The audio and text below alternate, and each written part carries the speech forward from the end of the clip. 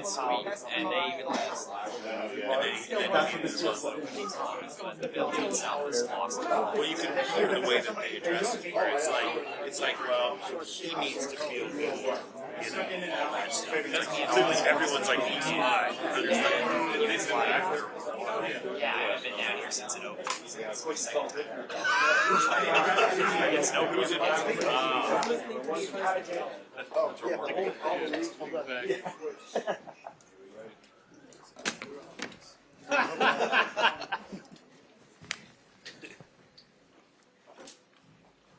Coach, with the new season, what are you most looking forward to this year?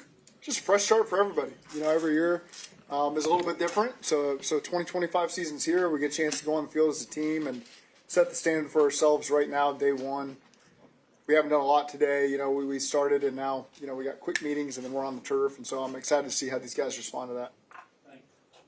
Trey not reporting yesterday, was that unexpected, or did y'all kind of get a sense that was probably going to work out? No, I had a sense that might happen.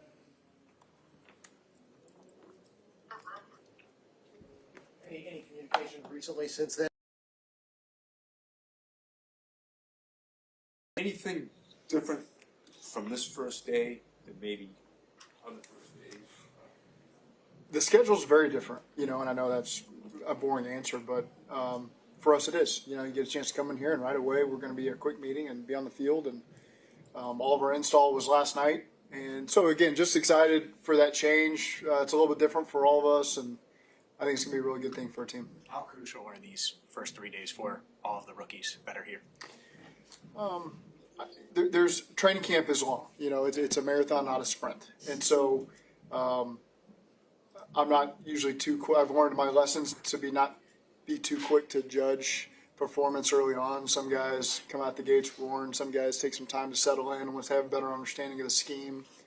Some guys are better once the pads come on. Some guys are better once you get to that first preseason game and you can really see their playmaking ability on either side of the ball. So, you know, I think just observing everybody's a little bit different as we go through it.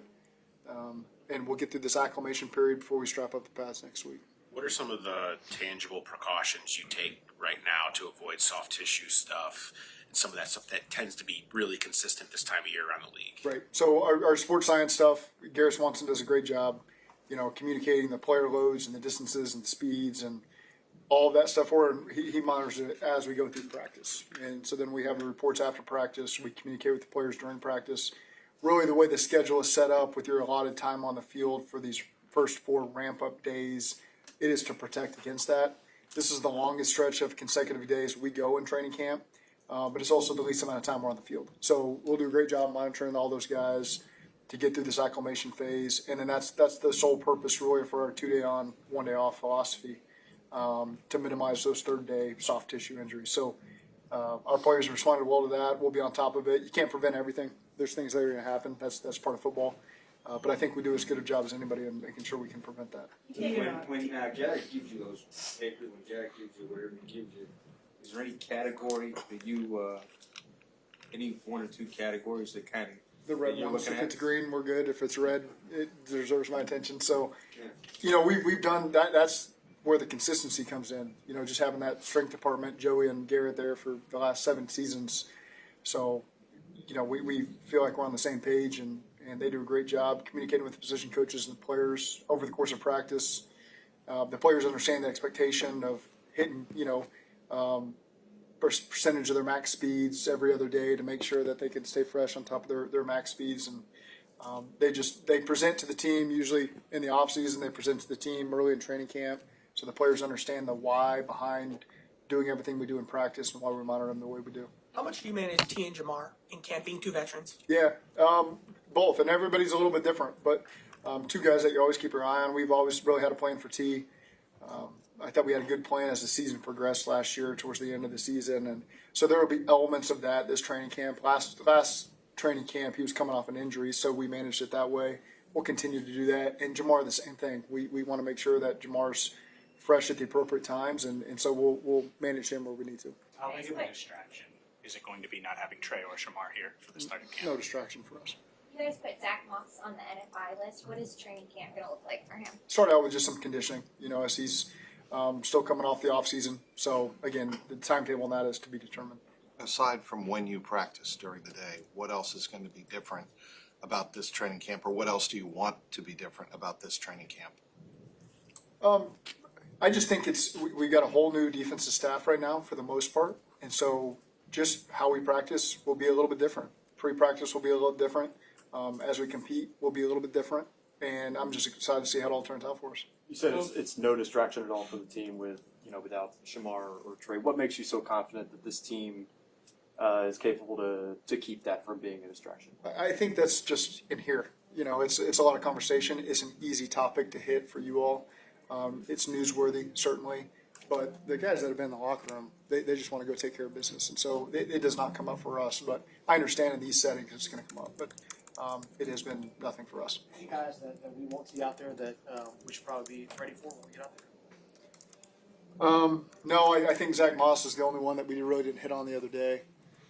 But aside from that, guys will be out there. Again, there's always guys that we're going to take precautions on around camp, but I've already talked about them. BJ Hill, Dax Hill, he'll be an individual. We'll work him in gradually every single day. Feel like he's on a great pace there.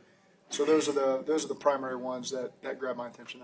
Is there more that you can do with Burrow this year in camp, given how far removed he is from the wrist injury at this point last year? How does that kind of look, and how do you approach that given where he's at? Well, the only thing last year with him was there were days where we limited him, where he did not throw. And so right now there's none of that. So he'll participate every single day like he normally would, fully healthy. And then anticipate playing him more in games than we ever have. What happens before 10?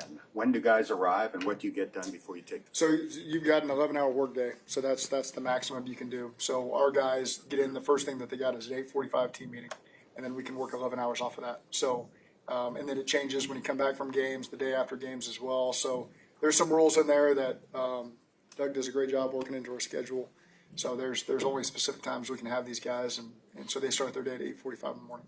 Is that similar to years past, 8:45? Yes. Yeah, we've always started 8:30, 8:45 in that time frame for these guys. How different did it feel to you today walking in here knowing that you were going to be hitting the practice field so much earlier than in the past? I like it. It's not that different. We've been walkthroughs typically at 11 o'clock, so it's nothing earth-shattering there in terms of being outside and getting on the field. But the energy level's got to crank up earlier than normal. Guys got to come in ready to roll. And they felt that today from us, certainly. And so, again, just excited to get started and get to work. Are there any things on the When you made the decision, to practice earlier? Well, it's certainly cooler, and that's only helpful in terms of the injuries and able to get more out of your players. We will transition, as we get closer to the first game of the season, because we do play at 1 o'clock in the heat, transitioning back to our afternoon practices that we'll get to once the season starts. So we'll incorporate that, a little bit before that Indy game. I think it's the first time we do that in our third preseason game. But it certainly is. I mean, just like the temperature, I think last year it was 88 on the first day at 2:15, and the day before it was 91 at 2:15, and the day before it was 77 at 2:15. And so today at 10:20, by my calculations, it's going to be 77 degrees, which is pretty nice, cooler, maybe a little overcast. And so you do get more, even if they've done the same amount the day before. There is more output you can get from these guys because, it's a little bit cooler. And so you maybe have a little sharper practice. Again, I'm mindful we're going to play our games in the afternoon, and so we got to get used to the heat at some point, and we will as training camp moves on. Understand setting a tone or sending a message at the start of camp, Zach? I think a little bit. Sometimes it can be coach speak. There's some real things we're doing. These guys are walking at 8:45, and they've seen the energy level from us at 8:45 and what is going to be expected. And I expect that to translate to the field. I expect that to translate to our performances once the season starts. And so, again, it's a lot of things that we'll be dialed in on. I know someone over here has one. Understanding training camp is a marathon and not a sprint.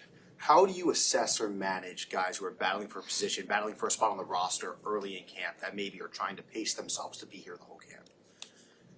Yeah, I'd be surprised if anyone's pacing themselves. Guys want to get on the field, and they understand you can't take any opportunity for granted. At the same time, I think every position battle, whether it's for starting spot or a backup spot or a key special teams role, we don't set a timetable for when we need that decided. It typically, in my lifetime, has just taken shape when it needed to take shape, and the answers become clear to you. There will come a time where you got to make a call if it is 50-50, but for for the most part, generally, it usually takes care of itself.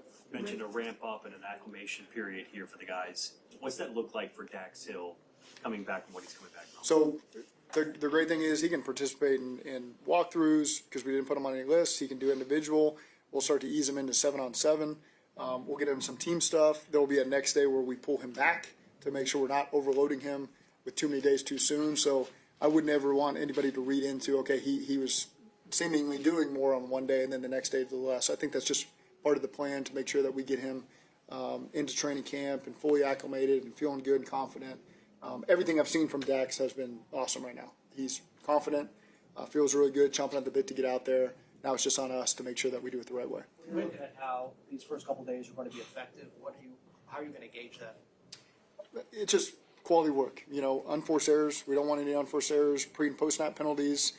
Just being crisp, getting out of the huddle, the communication. Those are the elements that right now these guys can control, and then they'll get their legs underneath them, and the scheme will make more sense to them, and things will be a little bit crisper from a post snap standpoint. But there's a lot of things that we can focus on that will be dialed in for Cleveland.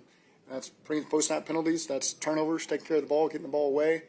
That's the communication, so there's no unforced errors. So those are the things that we really evaluate early on. That standard does not change for a second. We expect none of that. And just because it's day one doesn't mean that we'll change our perspective on it. You had this group in for OTAs in mini camp. Does it feel like there's more juice when you get to training camp and it's now the last period leading up to preseason and regular season? Hard for me to measure, the juice level. I think our guys are in a great state of mind right now, excited to get out there, and so that makes me excited as well. I'll get you, then I'll go back here. With Burrow, go ahead, Jim. Charlie. My coworkers are just giving me left and right. I love you guys. Zach, what do you enjoy about a clean slate and just climbing the mountain again, doing this all over again? Yeah, it's a new year. We have high expectations for ourselves, and that starts with putting our best foot forward week one against Cleveland. And so there's a lot that's got to take place before that. Again, like I said, I feel the excitement from the players. I know our coaching staff is ready to go. We've been in here working together for a while now. And so just excited to get out there and start building our resume as a team. With Burrow, he played so well last year. The evolution with him, is it about quarterback stuff? Or is that continued evolution maybe about kind of all the other stuff aside from when the ball's live and he's playing? I think you can talk to Joe the same way you talk about a coach or another veteran player. You always got things to learn and grow from and ways you can evolve. And there might be this area where you're excellent at, but I want to continue to evolve it and adapt my play style as well. So those are maybe better questions at times for him because he's played at a really high level for us, and there's a lot of belief in the locker room that this guy can lead us to everything that we want to achieve. And it's great to have that at your quarterback position. And so, again, it's the starting point here for Joe, too. It's day one of training camp, and he's got a standard for himself as well, and we expect him to match that. Did you go back through your notes from previous camps recently? Oh, yeah. When you go back, how much was there managing Burrow's issues in there, and what do you think today when you look back at some of those experiences, how hard those were to deal with? Yeah, last year wasn't that drastic. There was a couple practices the way that the calendar fell to where we minimized him. So that's not my main takeaway because I put that behind me and moved on. It's more just the structure of practice and the things that we achieved at certain points in the training camp that you want to make sure. So it's like these little, checkpoints, essentially, that you want to make sure we've got our installs in. We feel like we've gotten enough of this area. Those are the main things that I try to refresh myself on. It's always different. We play Philly on a Thursday, so that's sooner than we've played a preseason game in the past. So that's 2 days of install you're losing before that first game. And so that causes you to shift your schedule around a little bit. So those are the things that affect me that I'm always trying to stay on top of. And already taking notes for this schedule for anything we need to tweak as training camp goes on or for next year, and just trying to stay on top of it. As long as I know who you had one, that'll get you, Jay. I want to ask about the chemistry of the new coaches, melding with the existing coaches. You guys feel like you're where you need to be now, or is it still in progress? It's great. It's really, we hired good people. And so when you hire good people, the chemistry comes pretty naturally. I like being around all these guys. They've brought a lot of value to our team. We had a staff wife outing, last week, and it was good to see everybody together. And so I feel really good about the cohesion of the staff, and I know that the players will feel that. Thank you. change a coordinator on defense, will you spend more time this camp watching the defense than the offense? And do you script yourself? Do you know what you're going to do every period, or do you kind of do that by feel? That changes over the course of camp. So that's really a joint effort by everybody on offense as we script. I take a hold of that as we get going here. Pitch does a great job. I've got so much confidence in Pitch and the rest of the staff to continue to drive that in the early portions of camp. It does allow me to get into some defensive stuff, but at the end of the day, calling the offense and being part of the offense, you got to be present. You got to be a part of everything. So again, it's when we're not meeting, jump over there with the defense, catch up with Al. Al does a great job just bringing me up to speed with what I need to know and maybe some things I maybe missed over the course of the day. As practice goes, you'll see me just business as usual. I'll be in the same spots I've usually been in. Looking at the fast start mentality, how much of that falls on the work that happens after mini camp to before the players get to training camp? And would you say there was a heightened tension on that? And what would you assess, the veterans coming in the door yesterday on, how that went? We always put that on the players. We've had great work leading up to June 10th or whatever the date was that we broke. So now taking 5 weeks, it's not 5 weeks off. It's 5 more weeks that you got to maintain and increase how you feel right now, so that when you show up to training camp, you're ready to go. We can't lose anything. We don't want to go back and review anything. They're expected to retain the information that we taught them in June, and in whatever physical condition they were in. If anything, it's maintained or increased as they come forward to training camp. So there's an onus on them too to make sure that they're walking in today and that they're ready to hit the ground running. What do you like most about training camp? Just the energy, the whole fans being at practice. But now there comes a point where I'm ready for the fans to get out of there and we can just focus on our stuff. But it reminds you, you don't need to be reminded why we do it. We do it to win a Super Bowl. First and foremost for ourselves, because we put in a lot of work and we want to experience that. But when you get to see the fans face to face and the joy that a kid has when he's at practice and sees a player walk by, and it is an excellent reminder of just all the things you're really doing this for. You're doing this for a community. You're doing this for a fan base. You're doing it for an organization that we believe in, we love in. The impact it has on the daily lives of everybody in this community when the Bengals win or lose. We understand that, and we believe in it, and we're right there side by side with them. So that's the part of training camp I really do. You feel the energy from the fan base, because once the season goes, we isolate ourselves pretty well. You feel it on game day, but during the week, we're in the building. At practice, we're by ourselves. So training camp's a good time to really get face-to-face with the fans and get a chance to feel their energy and excitement. Your offense, dynamic, best in the league. How wary are you of introducing new plays, new schemes, new whatever? Training camp's obviously the time to do it, but everybody has such a great understanding of what they did last year and how they did it. Is there any hesitation to kind of throw something new into the mix? No, there's no hesitation, because it's twofold for us. You want to continue to do the things that we think we're excellent at and make people prove that they can stop it. But at the same time, you do have to evolve what you're doing, because we feel like people are going to spend a lot of time studying us in the offseason to make sure that they can hit the ground running if we play them early in the season. So it's on us to, we're going to continue to do things that we have a lot of belief in, that we think we do better than everybody else. But at the same time, you have to be able to evolve the scheme to stay one step ahead and keep teams guessing a little bit so that our players have the best chance to maximize their potential. Okay, thank you.